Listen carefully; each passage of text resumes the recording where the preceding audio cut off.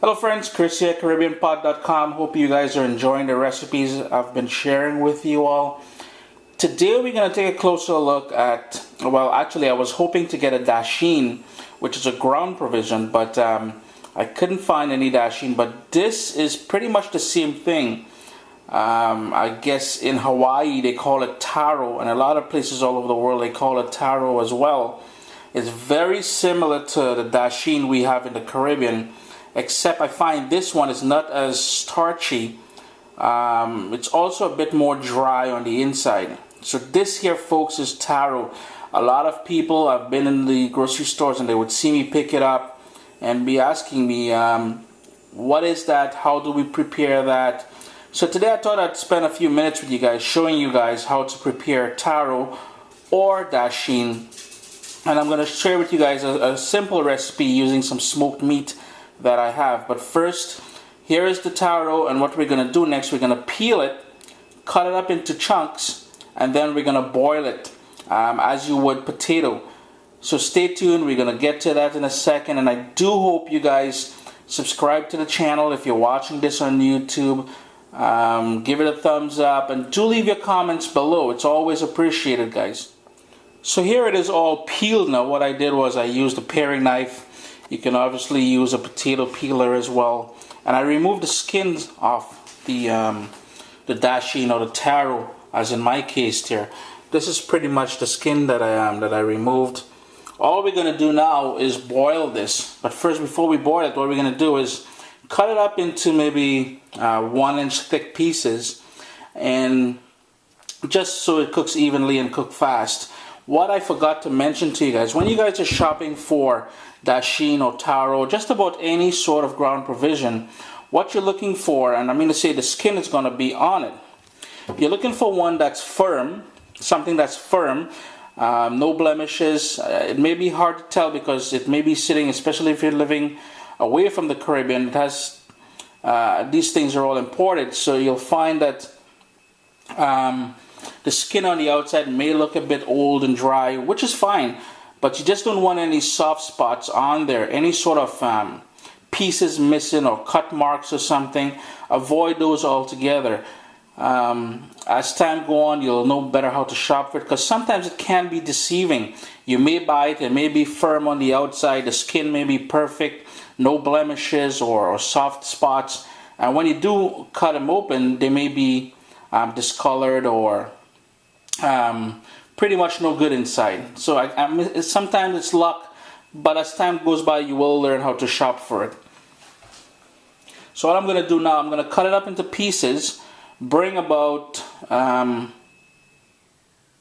don't know, maybe about 6 to 8 cups of water to a boil with about a 1/4 teaspoon of salt. What I have here, this is about 1.5 pounds of taro, and we're going to boil that until it's tender. Here I have it all cut up into cubes. It's about 1.5 inches or so cubed up. And I had mentioned previously the amount of water you'll need, but the best way to average how much water you'll need, what I usually do, I put everything into a saucepan. I have a fairly deep saucepan and pot. I put them all in here, and then all I'll do, I'll top it off with water, so maybe about 1/2 inch above the last piece, and that will give me an idea of how much water I'll need. I'll then put it on a high heat, bring it up to a boil, and then allow that to cook on a rolling boil, so then maybe at about medium heat until it's tender.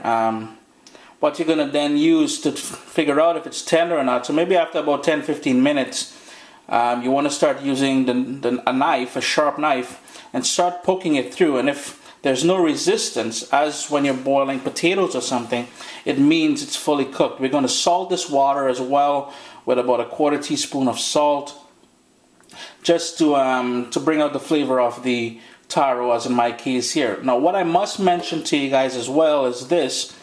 This is taro, and taro usually cooks a little bit faster than Dasheen would. So to give you an exact cooking time, it's going to be hard for me. All you got to do is use the sharp knife test and you should be good to go. Just wanted to quickly show you guys something.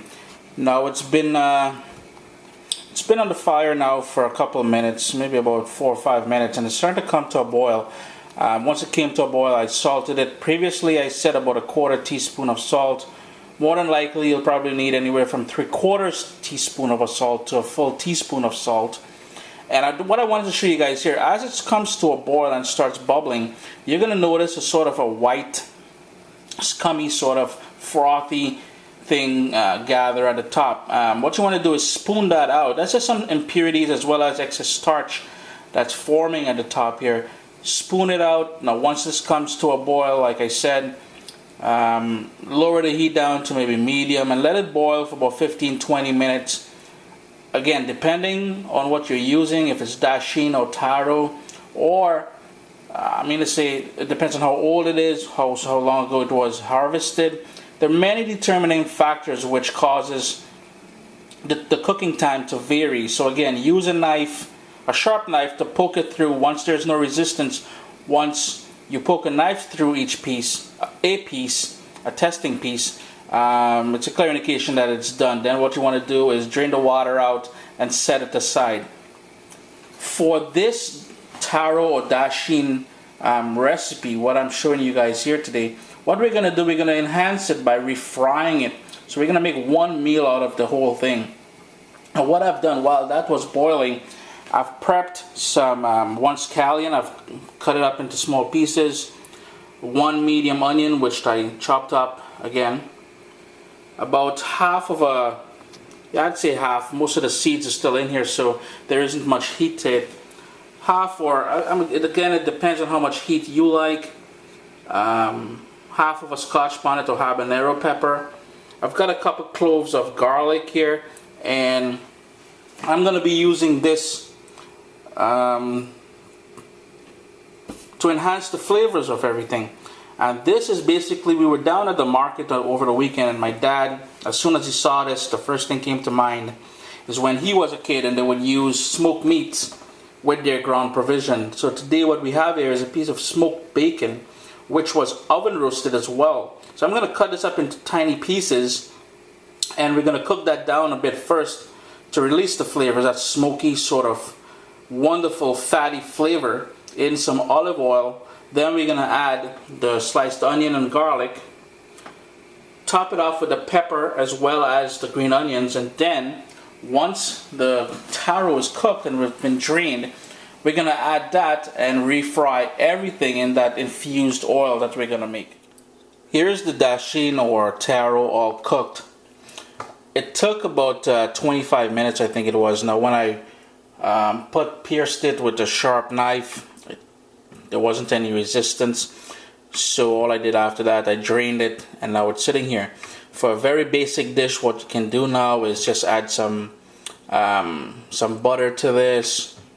You want to go a step further, you can make it like mashed potatoes.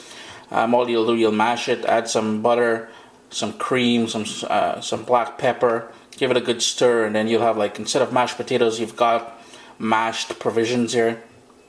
So many things you can do with it, but this I'm going to be using now as my base for refrying, basically. And I have here a couple tablespoons of olive oil, which I have on a medium heat, as well as 1 tablespoon of butter.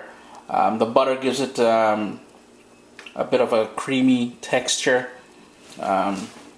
which I really love. To that I'm going to add, and what I did was, I don't know if you guys remember, we had that smoked bacon. Basically it was pork belly that was smoked and baked, oven roasted. I've cut it up into small cubes, and I think this is probably about 1/4 pound or so. But what we're going to do, we're going to add these pieces of bacon to the pan here, and we're going to let that render for about 5 minutes or so, stir it around, and after which we're going to add the garlic, the onions, and the pepper to the pot. Give that another couple minutes to infuse with the garlic and onions. Then we're going to top it up with the cooked taro, add it to the pot here, give it a good stir, give it a fresh cracked black pepper, as well as I'm going to top it off with the scallions or green onions that we've chopped up here. So there's a few steps involved, guys. Stay with me and we're gonna get this done. I added the pieces of smoked bacon into the oil butter mixture that I had. It cooked for about 5 minutes or so until the edges start going nice and crispy. I then added the onions, garlic, and hot pepper to this. I'm going to give that another couple of minutes or so. And then I'm going to add the cooked pieces of taro to the pot. Give it a good stir. Let that cook for another couple of minutes or so, just so the pieces of taro, I mean, if you're using Dasheen, it's the same thing, gets coated with all that infused oil, the bacon, onions, garlic, peppers. And then finally we're going to top it with the scallion. Everything is in the pot here now. What I had to do now, because we're dealing with a ground provision and there's a lot of starch in it, which means there's a lot of sugars, I had to turn the heat down all the way down to low after I added the taro to this, or else you're going to find it is going to burn. Now some people may like that, which obviously I do, because I love that sort of crusty, sweet, burnt exterior. But this is it, guys. All we did here, we gave it a good stir. We're going to let this simmer, well, not necessarily simmer, but cook for a couple more minutes, and it's all done. Here it is, guys, the taro refried with bacon, onion, garlic, hot peppers, and topped off with some green onions. A very tasty dish. I do hope you guys give it a try. You will love it. It may be a little bit spicy, a bit smoky, but it's one of those dishes that it's very filling. Don't be surprised if you get sleepy after. Chris here, CaribbeanPot.com. Hope you guys check out the website at CaribbeanPot.com, and do subscribe to the channel. Give me a thumbs up, and again, please leave your comments below. I'd love to touch base with you guys.